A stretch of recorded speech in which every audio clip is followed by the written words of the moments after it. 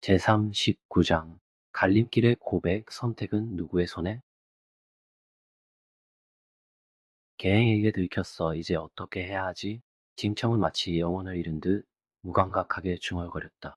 이와 동시에 이성을 되찾은 보양이는 얼굴이 붉어 부끄러워했다. 다행히 보양이는 매우 이해심이 깊어 살짝 콧방귀를 끼며 눈을 굴리며 말했다. 왜 멍하니 있는 거야? 빨리 쫓아가. 그녀를 찾아서 확실히 말해. 어쨌든 우리와는 별 상관없잖아. 억울한 표정의 고양이를 보며 징청은 쉽게 떠날 수 없었다. 그는 지금 한 걸음만 내디뎌도 고양이를 다시는 얻을 수 없게 될 것을 알고 있었지만 계행을 쫓지 않으면 영원히 잃을 수도 있다는 생각에 가슴이 아프고 지쳤다. 피곤함이 스며들었다. 손바닥도 등도 같은 고기, 물과 곰발톱을 동시에 잡을 수 없는 선택에 갈등했다. 분홍빛 뒤태가 서서히 사라지자 징청은 눈빛이 허전해졌다. 그의 표정은 차가워서 속마음이 전혀 드러나지 않았다. 반 시간이 흐른 뒤 캠퍼스 정자에서 떠돌던 계행은 징청에게 최후통첩을 내렸다. 3분 안에 그가 아직도 명확히 말하지 않으면 영원히 만나지 않겠다고 맹세했다. 시간이 흘러 3분이 되었지만 그는 여전히 나타나지 않았다. 얼마 전까지는 나와 함께 100년을 약속하겠다고 했던 그 남자, 절대 내 앞에서 죽지 않겠다고 했던 그 악당. 착한 마음의 외모는 방탕한 그 불량배가 이렇게 단호히 나를 버린다린 걸까? 이 생각에 계행은 마치 날카로운 칼날이 가슴을 찌른 듯한 고통을 느꼈고 몸을 지탱할 힘이 사라져 돌 테이블 위에 멍하게 몸을 기댔다. 큰 눈물이 줄줄 흘러내렸고 몸이 급격히 떨리며 눈물과 두근거림이 온몸을 연약하게 만들었다. 그가 나와 함께 있는 이유가 단지 내 몸을 차지하려는 것뿐일까? 나를 얻은 뒤 놀다 또 다른 사람을 찾는 건가? 왜, 왜 그가 그런 사람일까? 그는 더 이상 진청을 믿거나 이해할 수 없었다. 어쩌면 모든 것이 끝날 시점일지도 모르지만 그가 왜 16년 동안 처음 느낀 감정을 그렇게 쉽게 포기하려 하는지 이해할 수 없었다. 그가 어떻게 이렇게 무자비할 수 있단 말인가? 첫사랑은 눈처럼 순수하고 작은 흠도 허용하지 않는다. 마치 얇은 실크처럼 고요하고 파도처럼 물결치는 그 사랑은 언제든 예상치 못한 일들을 우리 곁에 일으킨다. 하지만 그런 일들은 그 사람에게 의심의 여지를 주지 않는다. 모든 것이 가능해 보이고 되돌아보며 찾고 싶게 만든다. 하지만 이제 가슴을 울리는 첫사랑이 사라졌으니 나는 어떻게 해야 할까? 혼란과 고통, 심지어는 죽음까지도 생각하는 작은 생각이 계행의 마음에 오래도록 맴돌았다. 징청은 조용히 보양이를 안았다.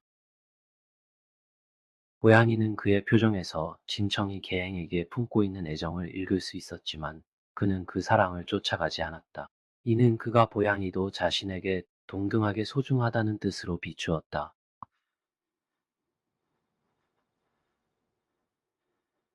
인생에서 가장 귀한 것은 재산이 아니라 감정이다.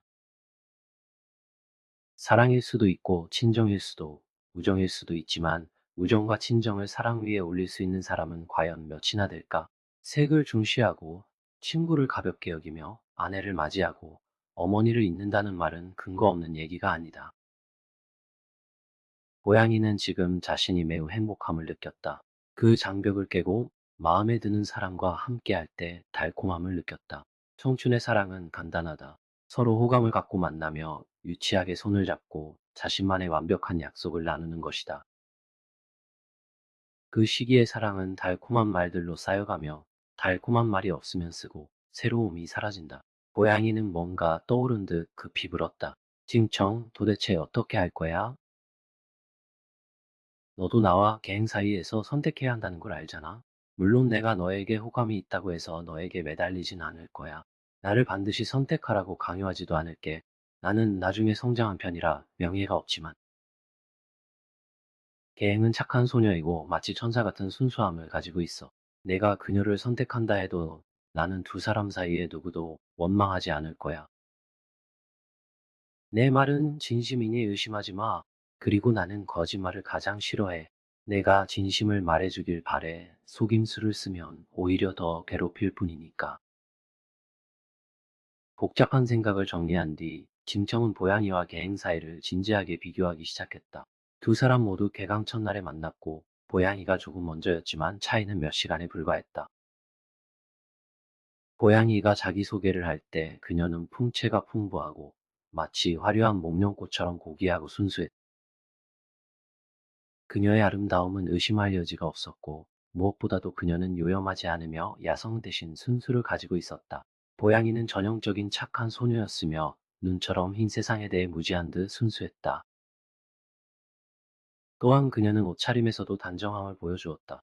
그녀에 대한 깊은 사랑이라기보다는 그녀의 성격과 인품을 좋아하게 되었다. 이런 착한 소녀를 소중히 여기지 않을 이유가 없었다. 과거의 말다툼과 다툼도 이제는 서로를 배려하는 마음으로 보인다. 서로의 마음에 없었다면 그런 다툼이 필요 없었겠지. 다음으로 계행을 살펴보면 그녀는 한때 진청이 차를 앞지른 것에 자존심이 생겨 자신의 크레일러 M411을 몰고 폭풍처럼 진청의 야마하리를 앞질렀다. 그때부터 진청은 계행을 경쟁심이 강하고 천성적으로 장난기 있는 소녀로 분류했다. 이후 계행은 진청을 구해주고 그를 집으로 데려가 치료하게 했으며 또 차를 되찾기 위해 진에게 맡기고 심지어 목욕할 때 입을 속옷까지 챙겨주었다.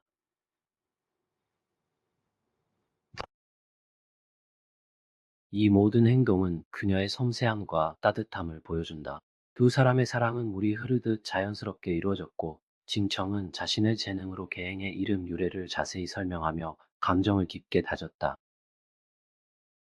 그 후 아시에서 일어난 일들은 두 사람에게 특별한 추억이 되었으며, 특히 계행이 첫 번째 연인이 되었을 때의 아름다움은 징청에게 영원히 잊히지 않을 순간이었다. 두 사람은 서로에게 얽힌 수많은 인연과 기억을 가지고 있어 선택은 징청에게 큰 갈등이 되었다. 잠시 한숨을 내쉰 뒤 징청은 말했다. 지금 나는 정말 계행에게 미안해. 그녀는 모든 온기와 정성을 다했지만 나는 다른 사람을 생각하고 있었어. 정말 죄책감이 커. 미안해. 내 앞에서 그녀에 대한 사랑을 말하지 않을 수 없지만 너에게도 똑같은 사랑과 관심을 가지고 있다는 걸 믿어줬으면 해. 나의 변덕과 다정함을 탓한다면 그게 내 잘못이야. 진심으로 두 사람을 동시에 사랑하고 싶어. 어느 하나를 잃고 싶지 않아. 지금 내 마음을 이해해줬으면 해. 가능하다면 대담한 가정을 말하고 싶어. 하지만 듣고 화내지 않을 거라 약속해줘. 어떻게 생각해? 눈앞의 소년의 진심 어린 눈빛과 진실된 표정을 보며 앞으로 무슨 말을 할지 어렴풋이 짐작한 보양이는 저절로 고개를 끄덕였다. 그녀도 마음속에 그의 다음 말을 기대하고 있었을지도 모른다. 만약 가능하다면 기꺼이 받아들일지도 모른다. 하지만 보양이는 절대 징청이 눈빛에 승리의 교활함이 살짝 스쳐 지나갔다는 것을 알 수 없을 것이다. 그 순간은 순간적인 번쩍임에 그칠 뿐 머무르지는 않았다.